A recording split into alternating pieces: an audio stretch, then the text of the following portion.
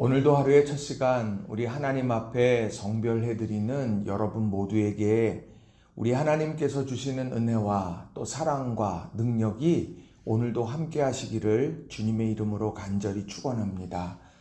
오늘은 로마서 9장의 말씀을 중심으로 무슨 말을 하리요? 무슨 말을 하리요? 라는 제목으로 함께 말씀의 은혜를 나누기를 원합니다. 바울에게는 고통과 슬픔이 있었습니다.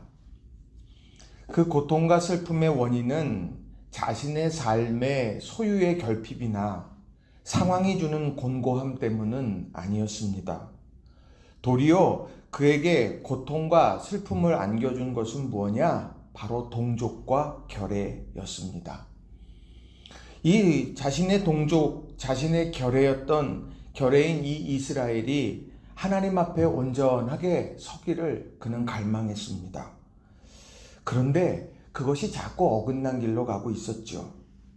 그래서 그것을 바로 세우고자 하는 그런 열망이 그에게 있었습니다. 로마서 9장 2절부터 3절의 말씀을 새번역 성경으로 읽어드리겠습니다. 나에게는 큰 슬픔이 있고 내 마음에는 끊임없는 고통이 있습니다. 나는 육신으로는 내 동족인 내 결례를 위하는 일이면 내가 저주를 받아서 그리스도에게서 끊어질지라도 달게 받겠습니다. 오늘 바울 사도는 이런 결연한 의지 또 간절한 소망 이것을 9장을 통해서 전해주고 있다라고 하는 것이죠.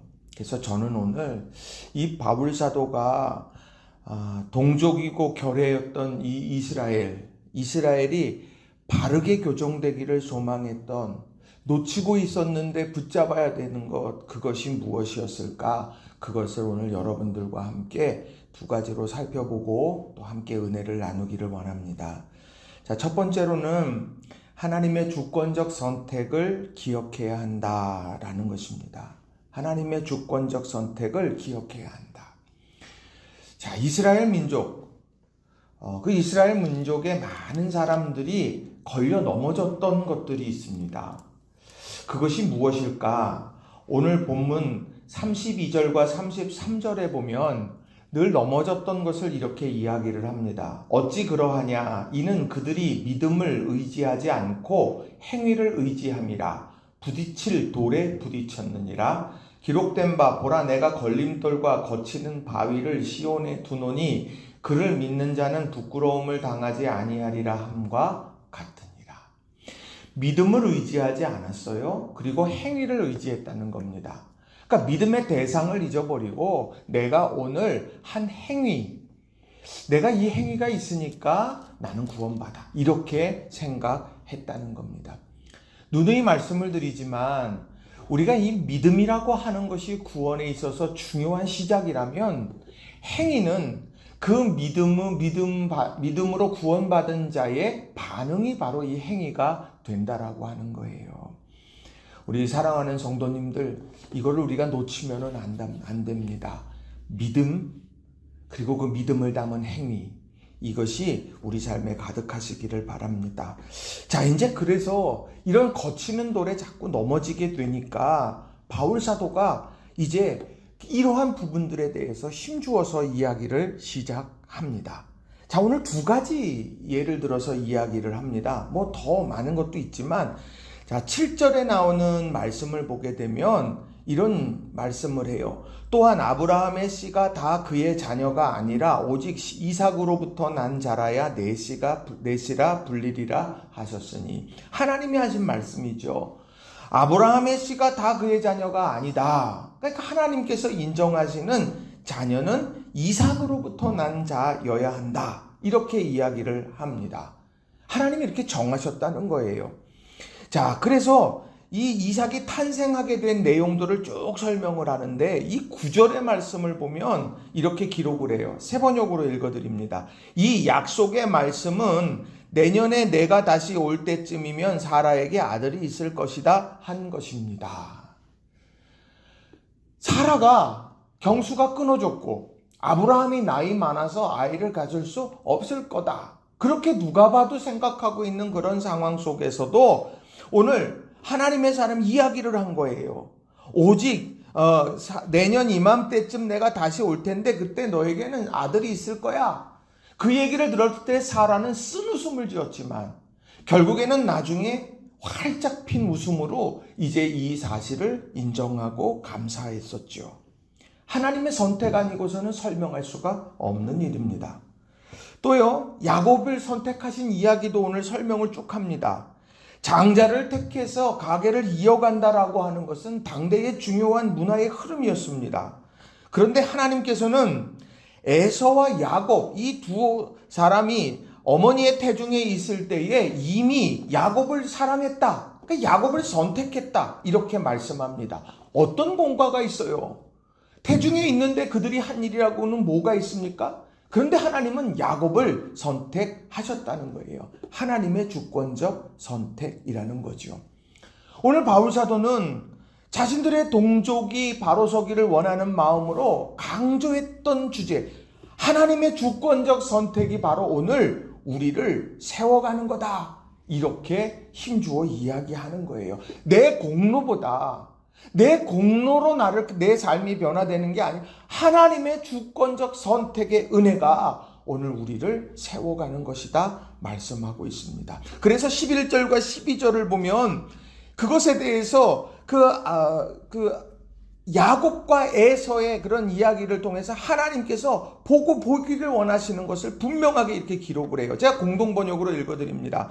그 아들들이 아직 태어나지도 않았고 따라서 선이나 악을 행하기도 전에 하나님께서는 리브가에게 형이 동생을 섬기게 될 것이다 하고 말씀하셨습니다.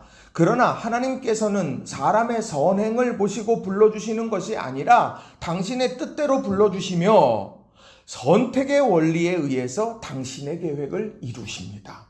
그러니까 하나님이 계획을 갖고 계시는데 그 계획을 할 때 하나님께서 택하셔서 선택하셔서 끌어가신다는 거예요. 내가 볼 때 저 사람은 아니고 내가 볼 때 저 행위가 아니고 내가 볼 때 아닌 상황이라 할지라도 하나님은 그 상황 속에서 택하시고 끌어가신다. 이렇게 말씀하고 있는 거예요. 16절도 보세요. 이렇게 말합니다. 16절에 보면 하나님의 선택을 받고 안 받는 것은 인간의 의지나 노력에 달려있는 것이 아니라 오직 하나님의 자비에 달려있는 것입니다. 하나님이 은혜로 부르신 거예요.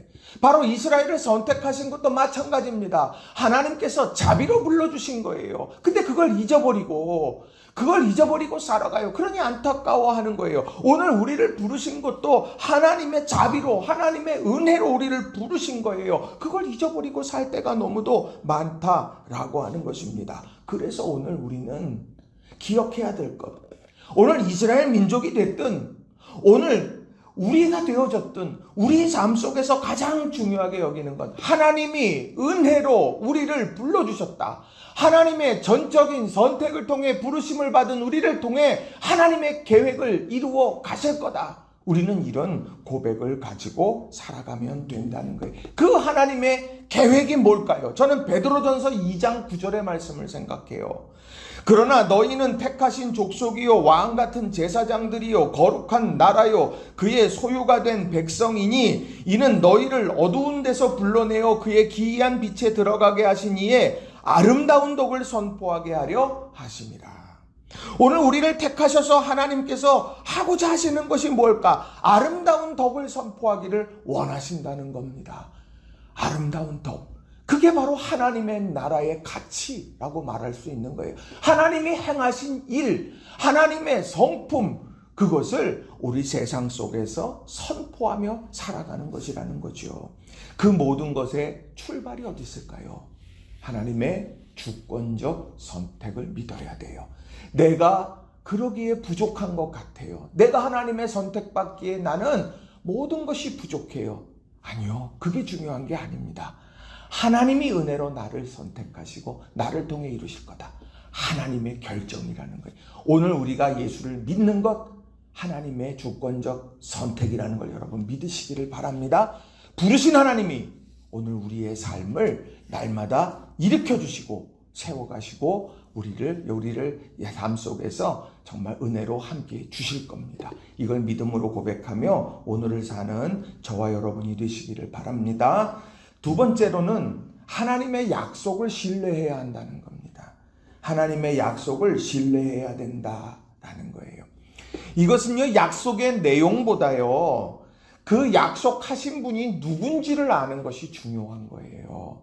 제가 어린아이와 이야기를 합니다. 어린아이들과 이야기를 하면서 너 목사님이랑 이렇게 할 건데 목사님이랑 약속해. 그래가지고 이렇게 이야기하면 그 아이가 그 약속 잊어버렸어요. 제가 아이한테 타박하겠습니까? 그러나 아이는 어떻게 했어요? 목사님이 약속했으니까 목사님 지키셔야죠. 그렇게 이야기하지 않겠어요? 마찬가지예요. 하나님의 약속, 누가 그 약속을 했느냐, 그 보증이 우리에겐 너무도 중요한 겁니다. 그럼 하나님께서는 약속을 반드시 이루시는 분이다. 성경은 그렇게 이야기해요. 자, 민수기 23장 19절 말씀을 보시게 되면 하나님이 어떤 분이냐, 약속에 관련되어져서 이렇게 이야기해요. 세 번역으로 읽어드려요. 하나님은 사람이 아니시다. 거짓말을 하지 아니하신다. 사람의 아들이 아니시니 변덕을 부리지도 아니하신다. 어찌 말씀하신 대로 하지 아니하시랴. 어찌 약속하신 것을 이루지 아니하시랴. 하나님은 사람이 아니십니다. 그래서 거짓말하지 않아요. 상황에 따라서 유리하게 그것을 정말 교묘하게 그렇게 바꿔가지 않아요. 하나님께서는 변덕도 부리지 않아요. 하나님은 말씀하신 대로 반드시 이루시는 분이다. 그거 믿어라. 지금 이렇게 이야기를 하는 겁니다. 그런 하나님에 대해서 오늘 또 로마서 9장 21절부터 24절에 또 바울 사도도 이렇게 이야기를 합니다. 토기장이가 진흙 한 덩이로 하나는 귀히 쓸 그릇을 하나는 천히 쓸 그릇을 만들 권한이 없느냐? 만일 하나님이 그의 진노를 보이시고 그의 능력을 알게 하고자 하사 멸하기로 준비된 진노의 그릇을 오래 참으심으로 관용하시고 또한 영광받기로 예비하신 바 긍휼의 그릇에 대하여 그 영광의 풍성함을 알게 하고자 하셨을지라도 무슨 말을 하리요? 오늘 이 내용을 보세요. 진노의 그릇을 오래 참으시면서 관용하시든 아니면 정말 긍휼의 그릇을 준비해서 영광의 풍성함을 담아서 알게 하시든 그거는 하나님께서 그렇게 하시는 것 아니냐. 토기장이신 하나님이 어떤 진흙을 가지고 어떤 그릇을 만들어낼지 그거는 하나님께서 하실 일이다. 그런데 그 하나님은 오늘도 우리 삶 속에 진노의 그릇은 오래 참으시고 긍휼의 그릇을 채워가서 알게 하시려고 하나님은 오늘도 움직이고 계시는 분이다. 왜? 약속을 이루시려고. 사랑한다는 약속, 구원하겠다는 약속, 책임지겠다는 약속을 이루시기 위해서 오늘도 움직여가고 계시다라고 하는 것, 그것을 오늘 바울 사도는 이야기합니다. 심지어 24절에 나오는 말씀은 유대인들에게 충격을 줘요. 이 그릇은 우리니 곧 유대인 중에서뿐만 아니라 이방인 중에서도 부르신 자니라. 하나님께서는 이방인을 통해서도 그런 일들을 이루어 가실 수 있다. 하나님의 약속을 이루시기 위해서 하나님께서는 오늘도 그러한 다양성 속에서 놀라운 일들을 이루어 가고 계신다는 거예요. 그러니 오늘 우리가 무엇을 보아야 하겠습니까? 하나님의 약속, 그 약속을 이루시기 위해서 하나님은 오늘도 열심을 다하고 하나님의 자녀들을 사랑하신다. 이 사실을 우리가 꼭 기억하며 살아가는 저와 여러분이 되기를 바랍니다. 이걸 믿는다면 어떻게 해야 될까? 이 하나님의 약속을 믿고 신뢰한다면 우리는 어떻게 해야 될까? 오늘 27절의 말씀을 여러분 함께 보시면 좋을 것 같아요. 자, 27절의 말씀을 보면 이렇게 기록해요. 또 이사야가 이스라엘에 관하여 외치되 이스라엘 자손들의 수가 비록 바다의 모래 같을지라도 남은 자만 구원을 받으리니. 남은 자가 되어야 합니다.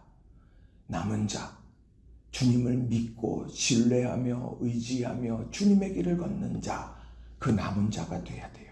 또 28절, 주께서 땅 위에 그 말씀을 이루고 속히 시행하리라 하셨느니라.